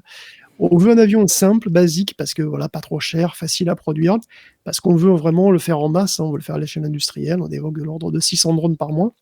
Donc voilà, on va renforcer notre complexe militaro-industriel. Peut-être même qu'un jour, on aura des robots qui fabriquent des avions robots et tout ça pour la guerre. Ouais, super. Ça me rappelle un film, ça, non ? Je sais pas, il me semble qu'il y a un film comme ça. Aux États-Unis, c'est pas la production de drones qui est en retard. On va parler un petit peu espace. Et j'ai envie de te poser une question, Guillaume. Pourquoi est-ce qu'on galère autant à remettre les pieds sur la Lune en 2026, là, alors qu'on y est arrivé il y a déjà plus de 50 ans ? Franchement, la technologie d'aujourd'hui, je pense qu'elle a un peu avancé par rapport à celle de l'époque. Et pourtant, on sent que ça avance pas à vitesse grand V. Il y a qu'à voir Artemis. Ben non, il faut se souvenir qu'à l'époque, on avait beaucoup galéré, surtout. C'est ça qu'on a oublié. Mais si c'est Apollo 11 qui s'est posé sur la Lune, ça veut dire qu'il y a eu 10 missions avant quand même. C'est vrai. Et donc, il y a eu beaucoup de tests, il y a eu des trucs qui ont explosé. Ça a été compliqué, ça a été très compliqué. Et là, effectivement, comme tu dis, la technologie, elle a changé, ce qui veut dire qu'il faut la retester. parce que c'est pas la même et donc il faut repartir, pas forcément de 0-0, mais disons qu'il faut tester plein de nouveaux trucs et donc ils y vont doucement aussi et c'est tout à fait normal en vrai. Et puis on a peut-être plus de données aussi, on a plus de connaissances sur ce qui Alors se passe, évidemment, donc on plus a plus de connaissant données, on a des beaucoup plus dangers. de connaissances, mais il faut quand même tester les nouveaux trucs, quoi. Mmh. Et qui sont des trucs plus sophistiqués, qui font aussi des choses plus ambitieuses. Et si tout va bien, là, dans la nuit du 6 au 7 février, les Américains vont retourner, non pas sur la Lune, mais autour de la Lune, parce qu'ils vont pas s'y poser, hein, ils vont orbiter et rester à plusieurs dizaines de milliers de kilomètres de la surface. C'est l'objectif d'Artemis 2. C'est 10 jours, et c'est déjà assez compliqué comme ça, hein, l'alunissage, ça sera pour Artemis 3. Là, ils vont déjà aller balader vers la face cachée de la Lune avec la première femme, elle est d'ailleurs aussi près de la Lune, hein, c'est déjà très cool comme ça. Alors d'ailleurs, c'est l'occasion c'est rigolo de tester, alors déjà, comme je disais, hein, c'est l'occasion de tester le lanceur, donc le lanceur SLS, Mmh. le vaisseau Orion, hein, en particulier, voir comment il se comporte dans l'atmosphère quand il revient, etc. Et bon, anecdote marrante, ils vont en profiter pour ramener plein de vieux souvenirs à bord. C'est quand même la première mission lunaire habitée depuis 50 ans. Du coup, ils emmènent plein de poubelles liées à l'aérospatiale. Par exemple, il y a un bout de tissu qui appartenait au premier avion des frères Wright. Il y aura aussi un drapeau qui a voyagé dans une navette spatiale et un autre avec Apollo 18. Il y aura aussi des photos, c'est une C'est brocante. C'est une bizarre ça. véritable brocante qu'ils vont envoyer autour de la Lune C'est le mois curieux, prochain. hein. C'est rigolo, quoi. Et voilà, bon, mais bon, Pourquoi? On sait pas, c'est juste pour la beauté du non, geste, on non, est c'est pour la d'accord. beauté du geste, oui, bien sûr. Ouais. Mais ils le font pas, ils l'ont déjà fait, hein, mais je veux dire, Mmh. c'est marrant de voir qu'ils amènent comme ça le marché aux puces là-bas. C'est Et clair. puisqu'on parle d'espace, on peut aussi mentionner le projet de Blue Origin, qui veut faire un rival à Starlink qui s'appelle TerraWave. Alors, c'est vrai, Blue Origin, vous savez bien qu'ils sont en train de déployer le projet Kuiper, qui consiste en plus de 5000 satellites en orbite basse autour de la Terre. Mais en fait, le projet complet de Blue Origin, il est multi-orbite. En plus de la constellation en orbite basse, il y aura aussi une constellation plus lointaine, qui sera un peu plus loin, qui sera constituée de 128 satellites en orbite moyenne. Bon, l'orbite moyenne, c'est une orbite qui est entre les orbites basses, et dans les orbites basses, c'est sous les 1000 Comme son nom km, l'indique. voilà, qui est donc basse, quoi. Et puis, à l'autre bout du spectre, vous avez l'orbite géostationnaire, qui est à 35 000 km. Et puis au milieu, vous avez ce qu'on appelle les orbites moyennes, et c'est là que sont les satellites de navigation Galileo, par exemple. Et dans cette zone-là, Jeff Bezos, il va envoyer une petite constellation de super satellites à très haut débit. Et vous ne pourrez pas les utiliser en général, hein, puisque le projet Kuiper en orbite basse, c'est pour le grand public, et le projet TerraWave en orbite moyenne, c'est pour les entreprises, l'armée, les gouvernements, etc. Donc ils promettent, ils promettent jusqu'à 6 terabits par seconde dans les deux sens. Ça fait beaucoup. Là, tu peux streamer sans problème GeForce Now, il y a aucun problème. Exactement. Alors attention, pour le client avec une antenne Léo Ultra, ils promettent 1 gigabit par seconde en téléchargement et 500 mégabits par seconde en upload. Mmh. Sachant que Starlink aussi va passer au gigabit cette année, hein. Donc Blue Origin pour TerraWave vise assez peu de clients, il en vise 100 000. 100 000 clients pour cette constellation qui sera donc beaucoup plus chère, professionnelle, quoi, aussi sans doute plus fiable, Mmh. etc. Et elle pourrait commencer à être déployée en 2027. Eh ben écoute, c'est tout ce qu'on leur souhaite, et puis on suivra ces lancements et ces ouvertures de services. On va parler un petit peu Apple qui a sorti des nouveaux AirTags là tout récemment, même prix qu'avant, 35 balles l'un, 119 € les 4, une détection qui va 50% plus loin, un volume de haut-parleurs qui est 50% plus fort, et ils sont déjà dispo. Voilà, c'est une première annonce d'Apple pour cette année 2026 qui s'annonce assez riche, et surtout une question cruciale, est-ce que Siri va devenir enfin utile dans vos iPhones? C'est en tout cas ce qu'ils ont prévu, Apple. Alors, d'après le journaliste de Bloomberg, Mark Gurman, oui, l'assistant vocal va être complètement refait en une sorte de chatbot IA comme ChatGPT, intégré directement à l'iPhone et au Mac. Cette mise à jour devrait arriver plus tard dans l'année, et elle va remplacer l'interface actuelle de Siri. Ça sera utilisable à la voix et au clavier, comme les chatbots concurrents, bien sûr. Alors attention, c'est une transformation qui est différente de l'intégration à l'OS, que Siri va recevoir dans les prochains mois. Mais elle va aussi utiliser une version spécifique de Gemini, dans le cadre donc, du partenariat Apple-Google. Donc Apple devrait dévoiler cette mise à jour de Siri qui est apparemment surnommée Campos, lors probablement de la WWDC, hein, j'imagine. C'est censé être la principale nouveauté d'ailleurs de iOS 27, et donc des iPadOS et macOS qui l'accompagnent, quoi. Et puis il y aura d'autres mises à jour, mais ce sera plus centré sur la stabilité. Alors, est-ce qu'on en saura plus aussi sur un éventuel appareil IA wearable, sur un truc à porter, quoi, une espèce de AI pin, quoi, quelque part? Parce qu'il y a des rumeurs qui diraient que, comme OpenAI aussi d'ailleurs, Apple prépare donc un petit appareil dédié à l'IA qui aurait la taille d'un AirTag, qui serait donc aussi circulaire, qui intégrerait des micros et des caméras pour être conscient de son environnement et vous pourriez interagir avec l'IA d'Apple avec ce truc-là. Pour l'instant, ça serait, pour l'instant, bon, il n'y a qu'un prototype, hein, c'est pas vraiment, on n'est pas sûr de la forme que ça aura ni rien, mais il se murmure que ça pourrait arriver dès 2027. Alors, est-ce que ce sera une révolution? Est-ce que ce sera une nouvelle catastrophe industrielle? Bon, j'ai ma petite idée là-dessus, mais on verra. Moi, mon idée, Guillaume, c'est de dire que ce truc ne sortira jamais. Vraiment, je suis convaincu qu'ils ont des lignes de tests et de R&D sur le sujet parce qu'ils se disent « Oh, faudrait pas qu'on se fasse surprendre, voilà, il faut pas qu'on soit trop sûr de nous en disant que rien ne remplacera jamais l'iPhone, testons. » Mais je suis sûr que ça ne sortira jamais. Je vois pas pourquoi est-ce qu'il sortirait un truc qui ferait autre chose que ce que fait déjà l'Apple Watch, en fait. Enfin, je comprends pas. Moi non plus, je comprends pas non plus du tout. C'est pour ça, c'est une rumeur, hein, mais de toute façon, bon, vous savez bien que j'ai du mal à comprendre la pertinence de ce genre d'appareil de base. On les appelle les bidules IA, hein, c'est officiel, c'est leur nom qu'on leur donnera dans Tech Café. Bon allez, on a parlé d'Apple, on va parler un peu des matériels, ou plutôt des appareils personnels par Google. On n'en parle pas si souvent que ça, les Chromebooks, pourtant ils sont bien installés, notamment dans les universités, les campus américains, pas que, c'est le cas au Canada d'ailleurs aussi. Et les ordinateurs de Google semblent avoir réussi à remporter un pari audacieux de s'installer dans le cartable de nos chères têtes blondes. Mais en fait, il semblerait que ce soit pas du tout, mais alors pas du tout un hasard, Guillaume. Ben non, mais bon, c'est une anecdote que je trouve rigolote. Aux États-Unis, il y a un énorme procès qui attaque à peu près tous les médias sociaux, ByteDance, Meta, mais aussi Google Snap, et qui accuse les prestataires de fournir des services addictifs et dangereux qui ont porté préjudice à la santé mentale, voilà, des jeunes et des petits-enfants. Bon. Et comme dans tous les procès, il y a des présentations de pièces à conviction, de preuves, quoi, et parmi elles, il y a juste un transparent d'une étude faite par Google à propos des Chromebooks il y a quelques années, qui a fait beaucoup parler d'elle, ou de lui, le transparent, bref. Ce qu'on lit pourtant, ça n'a rien de très surprenant. Hein. On dit qu'offrir des Chromebooks aux écoles, c'est une manière d'accueillir des enfants dans l'écosystème Google et ça va influencer leurs achats futurs et leur fidélité à la marque. Bon? Ben oui, en gros, offrir un Chromebook à un gamin est un client pour la vie. Google est donc parfaitement conscient que les Chromebooks agissent comme des Happy Meal.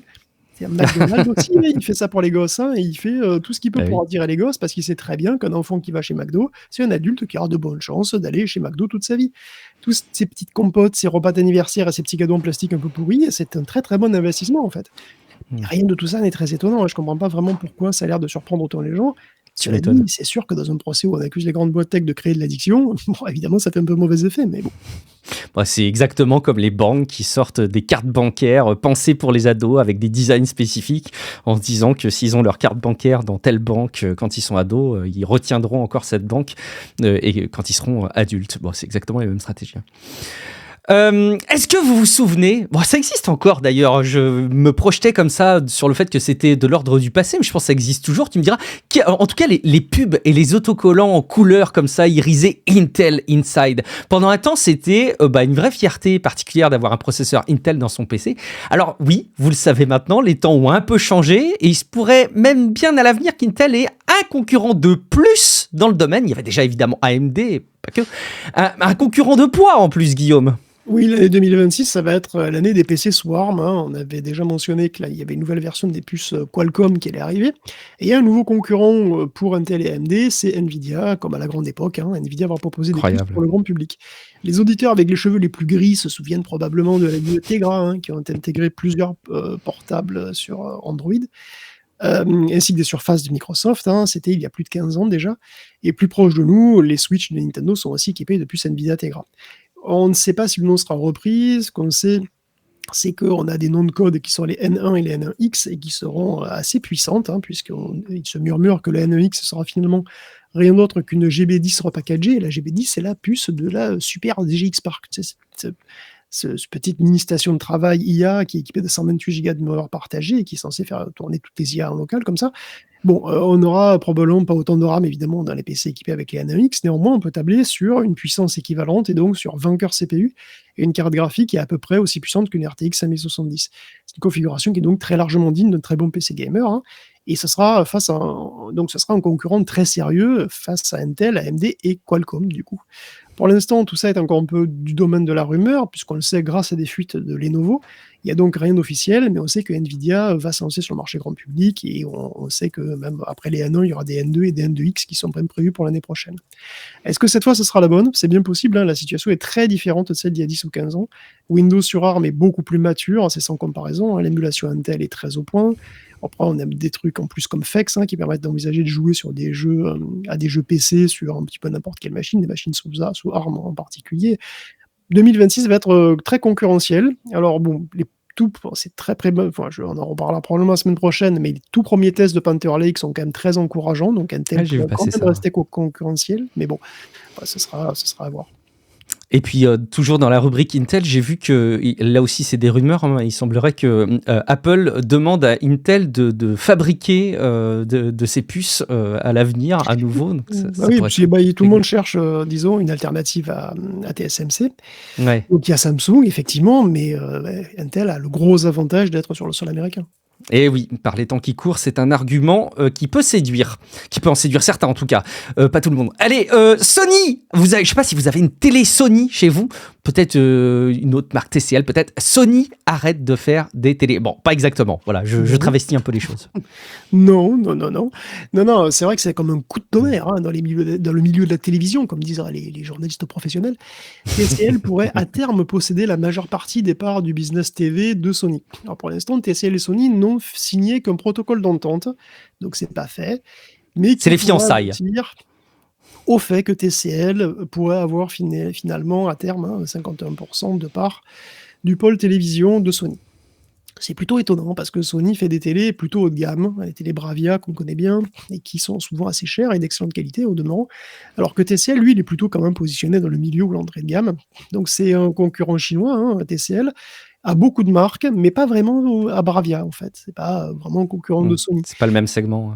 Cela dit, évidemment, Sony s'appuie déjà sur plusieurs autoconstructeurs pour ses panneaux LCD ou OLED, qui se fournissent chez LG et chez Samsung, et aussi chez TCL. TCL fournit des panneaux LCD, alors que LG et Samsung fournissent plutôt les panneaux OLED. Donc ce deal pourrait déjà garantir la demande de Sony pour ces panneaux-là, et on sait aussi que TCL est en train de construire des nouvelles usines pour fabriquer l'OLED. Donc le partenariat pourrait faire à terme de TCL le fournisseur privilégié de Sony. Ce qui est très bon pour TCL, et aussi pour Sony qui aura un fournisseur avec de grosses capacités et pour pas très cher aussi. C'est ça le truc. Ce qui fait qu'une télé Bravia est une télé Bravia, de toute façon, c'est l'électronique qui est à l'intérieur, c'est pas vraiment la dalle. Ce qui veut dire qu'on pourra continuer à avoir des télé Bravia avec des panneaux TCL qui pourraient être un petit peu moins chers qu'avant, mais qui auraient quand même le traitement d'image Sony, les fonctions Sony, etc. Alors évidemment, on peut aussi imaginer le scénario catastrophe, entre guillemets, où TCL fabrique tout et met juste la marque Bravia sur ses télés, qui sont en fait des entrées de gamme déguisées, mais c'est assez peu probable, parce que ce serait une très mauvaise stratégie pour Sony, qui n'a pas vraiment intérêt à voir ternir une marque comme Bravia, qui est très appréciée. Donc on verra bien, sachant que tout ça n'est pas encore fait, donc pour l'instant, il n'y a que le protocole d'entente, il faut que ça passe la barrière administrative et réglementaire. Et on parlera probablement encore de ça pendant quelques mois, ou peut-être années. Tu sais qu'on parle de cette marque Bravia, effectivement. Je reste toujours un peu circonspect que Sony utilise des marques comme Bravia ou Xperia. Finalement, je comprends pas pourquoi est-ce que c'est pas plus brandé Sony. La marque a quand même beaucoup plus d'aura, d'historique Sony. Pourquoi est-ce qu'ils ont besoin de renommer leur gamme comme ça, Bravia, Xperia pour les smartphones? J'ai pas trop compris ça. Mais ouais, c'est vrai, c'est marrant. Ça pourrait on devrait appeler ça Sony. Peut-être. Et classe la marque Sony, c'est classe.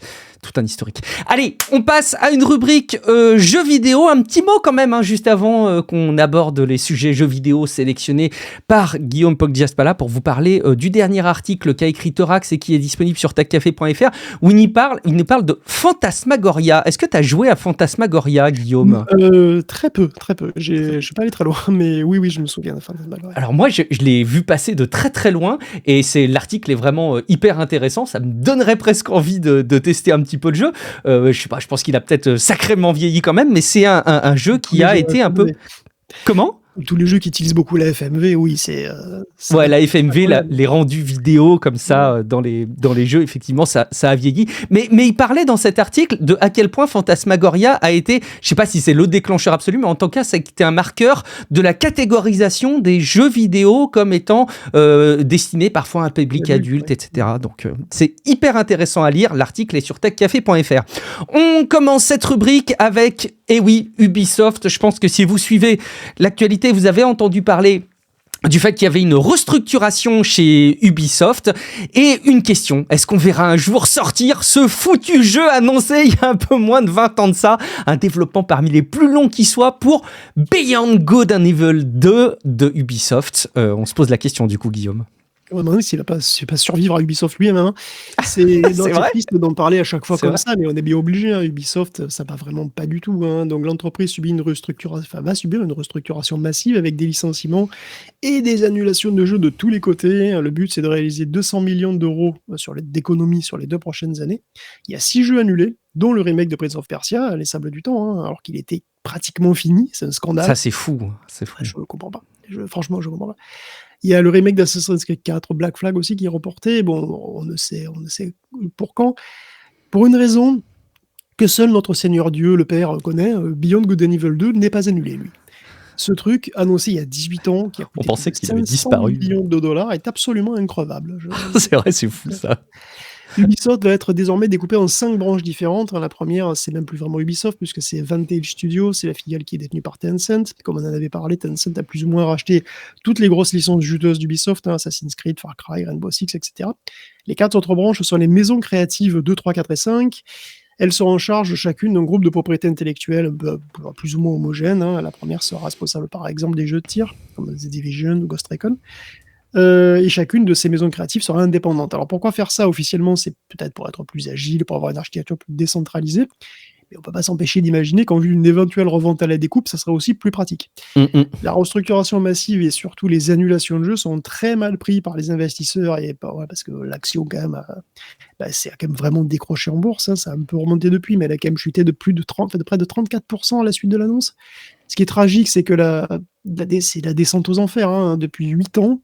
Le groupe n'a cessé de perdre en valeur. Hein. Il pesait 10 milliards de dollars. Aujourd'hui, c'est 500 millions. Ils ont perdu 95% de leur valeur. Alors, évidemment, socialement, c'est une catastrophe.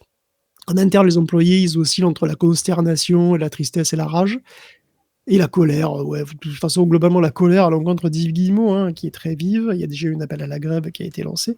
La goutte d'eau qui a fait déborder le vase, probablement, c'était la remise en question du télétravail. On sait bien que souvent, revenir sur le télétravail, l'interdire à 100%, c'est aussi une manière déguisée de faire le ménage et de se débarrasser de pas mal d'employés.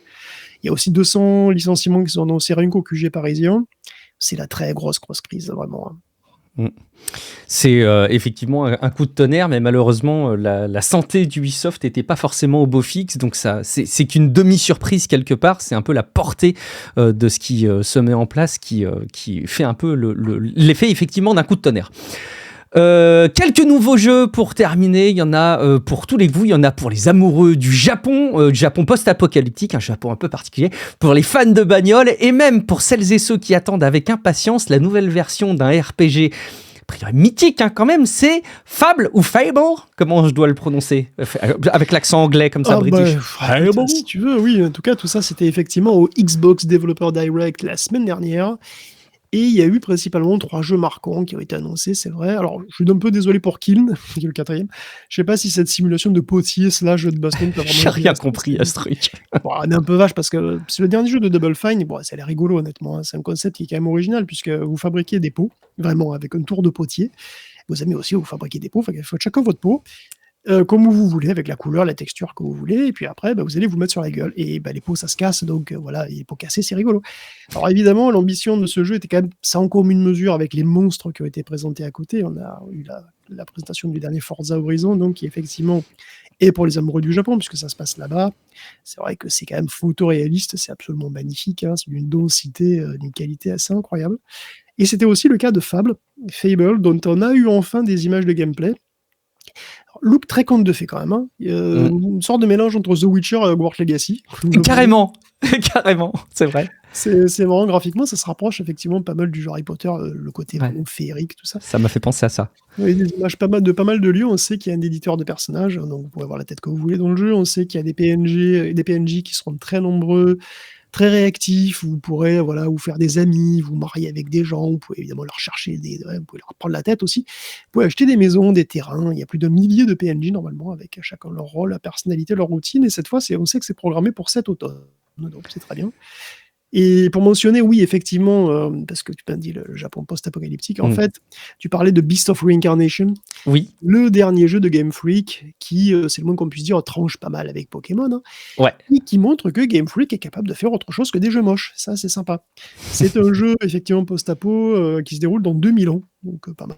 Hein. Et c'est un jeu dans lequel vous aurez alors plein de trucs, hein, des robots qui ressemblent un petit peu à ceux de Nier, des plantes un petit peu monstrueuses, et puis surtout un chien. Et ça, Oui, rien que pour ça, franchement, un gros toutou, loup un peu, hein, un loup blanc un peu. énorme. Et ça, rien que pour ça file envie. Et on peut terminer cette news, donc puisqu'on parle de Xbox, en mentionnant aussi que Microsoft teste depuis quelques mois son service de streaming Xbox Cloud avec publicité. Et là, ça commence à devenir sérieux. Ils vont bientôt tester la version gratuite avec les insiders. Microsoft a mis à jour son app Xbox avec des écrans de chargement pour le cloud gaming qui mentionne 1 heure de jeu avec publicité par session. Et ce sera limité a priori à 5 heures gratuites par mois. Et donc, on aurait environ 2 minutes de pub avant que le jeu soit accessible en streaming gratuit. Donc, ce streaming, évidemment, ce sera que tu peux diffuser les jeux que tu possèdes déjà. Et tu peux tester aussi les titres qui sont gratuits pendant les Free Play Days. Et le week-end, tu pourras même les week-ends, et tu pourras aussi jouer à des jeux classiques Xbox. Voilà, bon, c'est pas encore très très clair, mais apparemment les pubs arrivent. Donc, je sais pas si c'est une bonne nouvelle ou pas, honnêtement, mais bon, voilà, il y a, disons, une sorte de palier financé par la pub pour le cloud gaming chez Xbox qui arrive. Évidemment que ça va arriver, ça on l'a vu avec Netflix, ça fonctionne bien, je vois pas pourquoi ça fonctionnerait pas pour ces services-là. De manière un peu sarcastique, Guillaume, je pourrais dire que j'ai eu une Xbox 360, et je me souviens qu'à chaque fois que je voulais jouer, j'avais droit à quelques minutes de mise à jour. Est-ce que finalement ça change grand-chose d'avoir quelques minutes de mise à jour ou quelques minutes de pub avant chacune de tes sessions de jeu, finalement? Ouais, t'abuses. Moi, c'est sur PS4 que j'ai eu le plus de mises à jour longues, il me semble, moi. J'ai maintenant, alors je joue beaucoup à la PlayStation 5 maintenant, j'ai pas vraiment de mise à jour, c'est vraiment, c'est transparent. Par contre, à la Xbox 360, à l'époque, je jouais assez rarement. Non, mais et je me rappelle, j'avais vraiment des... arrivé. Mais je jouais pas souvent, tu vois, donc forcément, à chaque fois, il y avait des mises à jour. Top. Mais en tout cas, juste un petit mot pour Fable. Alors moi, j'ai pas joué aux précédentes éditions. Moi, si, j'ai joué aux deux. C'est une licence, voilà. Donc, Xbox, ils ont l'air de vraiment respecter l'esprit. Moi, ça me tente vraiment. J'ai peur que ce soit un peu mou, quoi. J'ai pas l'impression que ce soit un gameplay extrêmement dynamique, mais vraiment, toute la vidéo m'a donné envie, alors qu'en fait, c'était pas un jeu que j'attendais. Là, je surveille, quoi. Je me dis, cet automne, ça peut être intéressant si vous bouquez du temps. J'ai peur que ce soit un peu mou, mais bon, on verra. Bon, après, les comment, on verra. En tous les cas, le plus produit de Fable, effectivement, c'est les interactions avec les PNJ, la possibilité de se faire... Les conséquences de tes choix, quoi. Voilà, c'est ça. Il y a un côté côté roleplay qui est sympa. Il donnait en exemple le fait qu'à un moment, je spoil parce que c'est dans la vidéo, mais on est en interaction avec une espèce de géant, quoi. Et donc, selon si on choisit grosso modo, de le faire tuer, de le mettre hors d'état de nuire ou de le laisser, et soit il gît à côté, en permanence à côté de vous durant tout le jeu, soit voilà, il faut autre chose. C'est intéressant. Merci beaucoup, Guillaume, pour cette sélection d'actu. Ah, tu vois, j'étais convaincu que cet épisode, il serait vraiment marquant, mais je suis pas déçu. Ah bon, ouais, donc t'es déçu parce que non, il a été à la hauteur de ce que je pensais qu'il serait. C'est que tu vois, vraiment, c'est un indicateur marquant de l'actu-tech. Mais tu sais quoi, il y en aura un mieux. Ce sera celui de la semaine prochaine. Je suis sûr qu'il remontera encore le niveau d'un cran pour se tenir au courant des news. Et pas de pression du coup. Semaine après semaine. Non, mais voilà, au moins cette semaine, la semaine prochaine, vous allez voir. Abonnez-vous donc à Tech Café si c'est pas déjà fait et si vous découvrez ce podcast. On est vraiment ravis de vous partager l'actu tech. Guillaume, où on te retrouve? Écoute, je crois que je vais me remettre à Shadow of the Hearttree, je pense. J'ai lâché un petit peu à m'être fait corriger par Midra, cet enfoiré. Okay. C'est marrant parce que j'y repensais en fait. C'est Expédition 33 qui va peut-être m'y pousser par esprit de contrariété. Parce que en fait, Expédition 33, j'ai bien aimé, il n'y a pas de problème, mais tu savais qu'il avait eu 436 récompenses comme jeu de l'année quand même. Ah ouais, non, je savais pas, 436, ça fait beaucoup, c'est vrai. Atteindre les 450 et dépasser tous les autres jeux de l'histoire. Ah ouais. Et je trouve ça abusé en fait. Alors parce que bon, oui, c'est un bon jeu, tu vois, mais est-ce qu'il est meilleur qu'Elden Ring? Il y a eu 435 récompenses. La réponse c'est non. C'est clair que non en fait. Il y a une hype, vraiment, il y a vraiment une grosse hype sur Expédition 33. Et d'un côté c'est cool, c'est bien, mais de l'autre côté c'est à moitié cool et à moitié abusé quoi. C'est super pour la taille de l'équipe, c'est français tout ça, c'est cool, mais bon. Je l'ai fini, hein, c'est un très bon jeu, mais j'y reviendrai pas. Et c'est un jeu qui est loin d'être parfait. Et le moindre de ses défauts n'est pas d'avoir des combats très mal équilibrés d'ailleurs. Et en fait, je trouve que cet effet boule de hype, où on a l'impression qu'il n'y a qu'un seul bon jeu sorti en 2025, ça, non seulement ça commence à me lasser un petit peu à titre perso, mais bon, on s'en fout, mais je trouve que c'est même pas si bon que ça pour Sandfall, parce que Sandfall, le studio qui a fait le jeu, donc, du coup, il se retrouve avec une pression de dingue. À fond. Donc évidemment, il va avoir beaucoup plus de moyens pour faire le prochain jeu, mais t'imagines les attentes. Ouais. C'est une pression de l'enfer, quoi, pour l'équipe c'est leur premier truc. Tu vois, et donc ce sera leur deuxième jeu. Et ils sont déjà tenus de faire le meilleur jeu de l'histoire qui surpassera. Je sais pas, je trouve que c'est limite, même pour eux, je trouve que c'est too much, quoi. Tu paraphrases vraiment ce que exprime déjà la mythorax et qui s'est déjà exprimé à plusieurs reprises sur ce sujet. Et évidemment, vous êtes nombreux à dire ça. Et je dois te dire que moi, j'ai du mal à dire est-ce qu'il y en a un qui est mieux que l'autre parce que c'est dur de les comparer. Mais ce qui est certain, c'est que l'expérience que j'ai vécue dans Elden Ring restera gravé dans ma mémoire très longtemps, de par plein de scènes, plein de possibilités, alors que Clair Obscur Expédition 33, j'ai beaucoup aimé, j'ai été ému par moments, mais j'ai pas ces souvenirs de vraiment d'immensité, d'exploration, de souvenirs. C'est pas pareil. Même Sandfall n'a pas fait un jeu qui voulait concurrencer Elden Ring, je dis ça. Non, bien sûr. Parce qu'il y a les niveaux tu vois, il y a le nombre de trucs, mais tu peux pas comparer les deux, je veux dire. Non, bien sûr, non, mais on le compare parce qu'Elden Ring était plutôt le jeu de l'année d'avant. Et... Oui, voilà, tu vois, il est énormément plus grand, énormément plus long, il y a une rejouabilité qui est sans aucune commune mesure, quoi. Donc, tu peux pas comparer les deux, juste. C'est pas... Bah, tu peux comparer les expériences, quoi. Et encore une fois, moi, l'expérience que j'ai dans l'un... Et tu vois, par exemple, par rapport à Clair Obscur Expédition 33, là aussi, je paraphrase Thorax, mais j'ai des bien meilleurs souvenirs et une expérience complètement incroyable avec Absolum, par exemple, que j'ai fait avec mon fils, plutôt qu'avec Clair Obscur Expédition 33. Bref. Si vous avez des avis à partager à ce sujet, Discord, techcafé.fr/Discord, il y a une rubrique. Donc, c'est le Discord. Hein. Mais non, les gens t'enverront des piécettes en disant plus un. Merci beaucoup en tout cas pour votre fidélité. Je suis Guillaume Vendée. Comme vous l'avez compris, je stream régulièrement. Je fais des top 1. Voilà, je te l'annonce en toute transparence, Guillaume. Sache, je fais des top 1. J'en fais pas beaucoup, mais j'en fais quand même parfois, je fais des top 1 tout seul ou en section, donc venez voir ces succès incroyables sur Twitch, vous avez le lien dans les notes de l'épisode, et regardez. Moi, franchement, je vois des bébés top quand tu me dis des top 1. Mais qui sortent de la terre comme ça. Et oui, je fais des top 1.